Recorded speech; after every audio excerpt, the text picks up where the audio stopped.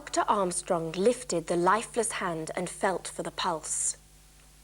Then he turned to the others and said, and his voice was expressionless, dead, far away, "He's been shot."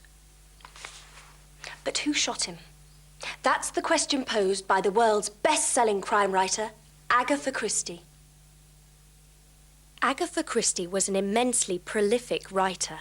She wrote 79 crime novels, approximately 150 short stories, 4 non-fiction books, and 19 plays. More than 3 billion copies of her work have been sold in 146 languages. What makes her work so popular? Agatha Christie's work is popular with people who like the classical murder mystery, I think, because of the quality of the puzzle in the work, the ingenuity of the plots, the way in which she would present the puzzle. Normally, there'd be a group of people in an isolated place of some kind, whether they're on a boat going up the Nile, or whether they're in an English country house, marooned for the weekend for one reason or another, or on an island off the coast, again, inaccessible. A group of people, and into this group intrudes this violent act of murder, except that it isn't violent. There isn't very much actual violence in Agatha Christie at all, and I think that makes them popular with the kind of reader who likes the intrigue of the puzzle, who likes the mystery, almost in the way in which other people might like doing crossword puzzles, but who does not want violence, who does not want blood and sort of guts splattered all over the place. So it is that kind of thing, the well-mannered murderer, you might say, that she specializes in, and that, I think, is the secret of her popularity. What's special about the detectives in her novels? I think what's special about her detectives is that the 2 major detectives throughout her books, and they appear from the earliest to the very last ones, are so different from each other. Hercule Poirot, her most famous detective, began his life as a member of the Belgian police force. When we first meet him, he's already retired. He's a funny little man. He's only about 5 foot, 5'2". But he has big, luxuriant moustaches, which he's very, very proud of. And he's a rather comical character. He's also very vain, has a very great opinion of himself.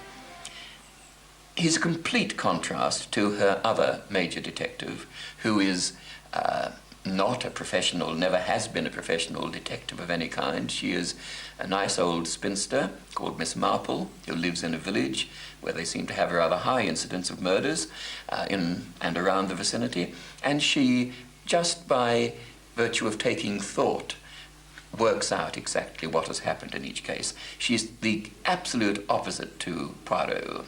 She is an intelligent woman, but she's not a flamboyant personality.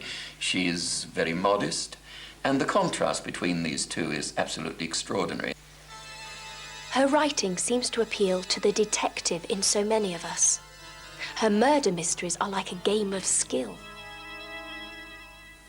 In this detective board game, Cluedo, the players have to deduce who committed the murder, which takes place in a country house. Similarly, in Agatha Christie's work, the reader has to solve the mystery of who done it. A number of strangers are gathered together. They know very little about each other, but they do know that someone in the group is the murderer.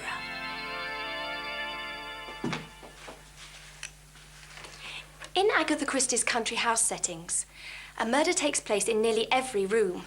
The drawing room, the dining room, the kitchen, and of course, the library. Her victims die in a number of unpleasant ways, but her favorite means of murder is by poisoning. It was while working in a local hospital during the First World War that Agatha Christie learnt about poisons. The use of poison is so accurately described in her work that she even won praise from the Journal of Pharmacy. Whenever there is a poisoning, or any other type of murder, one of Agatha Christie's detectives is soon on the scene.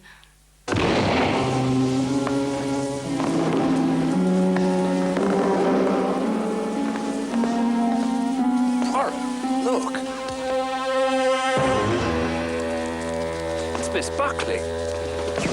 You...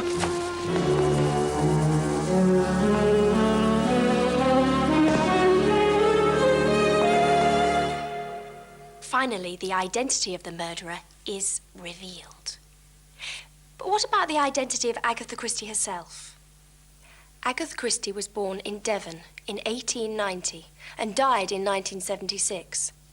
Educated at home by her mother until the age of 16, she started writing short stories to entertain herself at a very early age. She completed her first novel, The Mysterious Affair at Styles, by the age of 21. And when it was published in 1920, success followed rapidly. Although she enjoyed her success, she avoided publicity. In fact, she was famous for not giving information about herself and found that she had nothing to say in interviews. One of her rare public appearances was to celebrate the 21st year of The Mousetrap. This phenomenally successful play is the longest-running show in the world. It opened in London in 1952 and is still running today. Out of the public eye, Agatha Christie spent much of her time either travelling abroad with her second husband, the archaeologist Max Mallowan, or writing at her home in Devon, a few miles from where she was born. But there was a period in her life which would have challenged the skills of even her most perceptive detectives. In December 1926, Agatha Christie disappeared for 11 days. Her car was found abandoned by the side of a country road. A nationwide search was launched, and eventually she was found in a hotel in Harrogate, many miles from her home. She suddenly disappeared in circumstances which made it seem likely that she'd either killed herself or possibly her husband had murdered her and disposed of the body. The newspapers were excited about this. Her readers were terribly excited about it. The first weekend of her disappearance, 15,000 people were searching the Downs, helping the police look for clues. All she says about this in her autobiography, I think, is in 2 or 3 lines. Something like, I became ill, there was breakdown and agony for a time, but eventually life went on, and so on. Apart from her family, no one really knows what happened in those 11 days. What is known is that the period preceding them was exceptionally unhappy.